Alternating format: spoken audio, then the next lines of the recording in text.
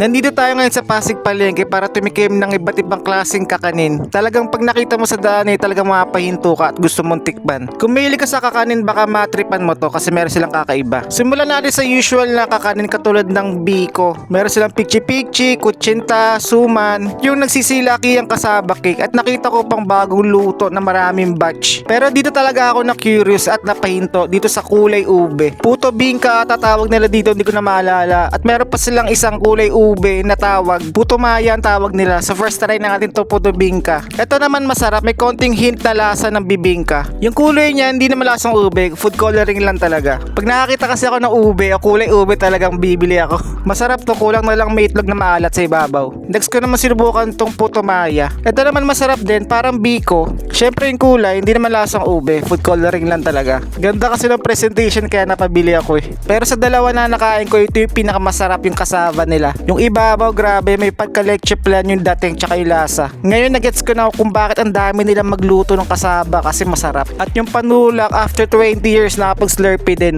Yun lang, try nyo na din. O siya, sige na, follow for more!